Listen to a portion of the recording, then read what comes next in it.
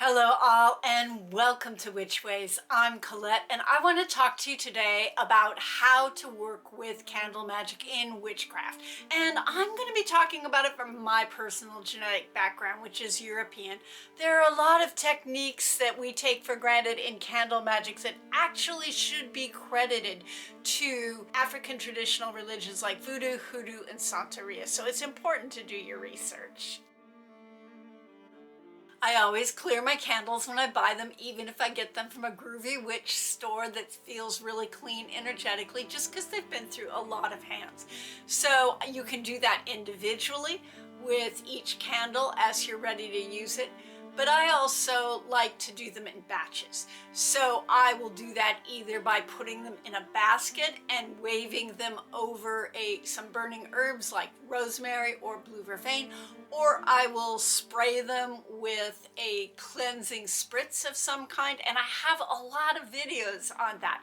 So I will try and post links to those either in the cards above or in the description.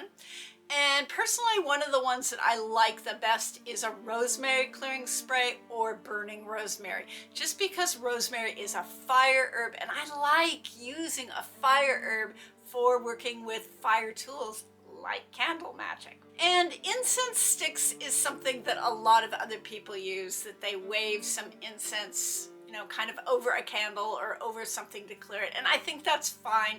Personally, I feel like I never know exactly what's in the incense that's imported and whether or not there's a particular intention that goes with that stick incense. But in general, I would say any kind of smoke will clear something. In my genetic background, people mostly use tallow from kitchen fats, which didn't smell really great when they made candles, but it was readily accessible, or beeswax was used, which smells a lot better. However, often those were reserved for people who had a bit more resources or for wealthy ceremonial magicians during the medieval ages or by the church.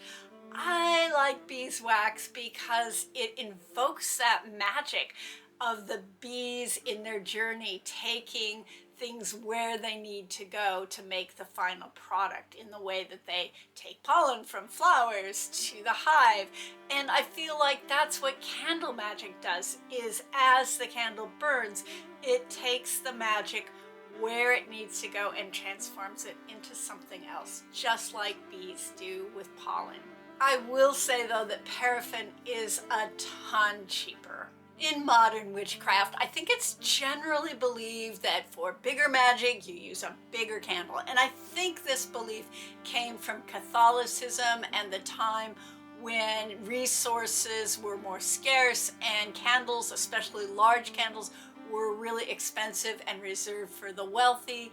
But for me personally, I feel like it's not the size of the candle. It's the attention and amount of time that I put into the magic that I'm doing. So if it's a bigger piece of magic, I'll put more time and attention into it.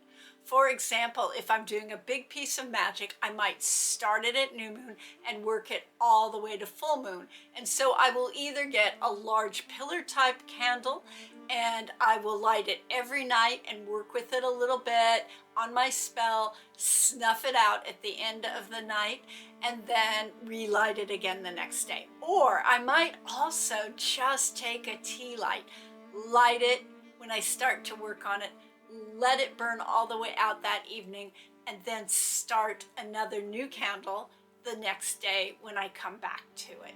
And I've had good luck with both those ways of doing it. Because of fire safety, I'm a real fan of both birthday candles. These ones are made of beeswax, and tea lights. These are also made of beeswax. They come in their own container. I just kind of plunk them into another container like I have here with some sand in the bottom to help disperse the heat. And tea lights usually burn when they're made of beeswax for 4 to 5 hours, which for me is really plenty of time to do a spell. Tapers are also really great, and I personally find them super helpful for the kinds of spells that I do for 3 to 4 nights. And so what that looks like for me is typically if I do a full moon spell or a dark moon spell. And for those kinds of spells, what I really want to do is have a candle lit the night before, the night of, and the night after to really invoke the transition of the magic. So I love tapers for that.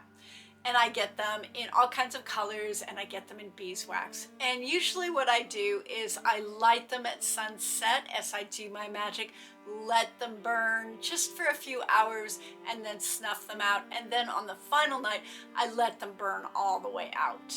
Pillar candles are really great for burning for a long period of time.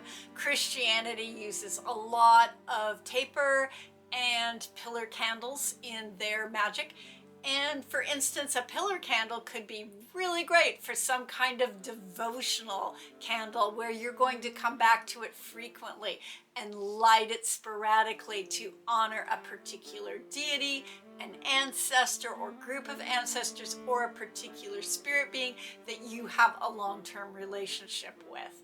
Also, for a long-term spell working, I use pillar candles a lot. And the way that I do that is I light it and charge it with the intention of the spell, and whenever I need to do a little bit of work on that long-term spell working or add something into that spell working, I'll light it for a little bit and then snuff it out. And on the final day that I'm working with it, I let the candle burn all the way out. People ask me all the time about whether they should blow a candle out or snuff a candle out or let it burn all the way out. And I think there's different thoughts on that depending on what your style of magic is. I know before I had any formal training at all, my first instinct was to blow the candle out in a specific way if I had to do that. So what that looked like was me visualizing the flame going back into the candle and kind of blowing it out from a safe distance, but kind of being right over it and blowing the flame into the candle and seeing that happen.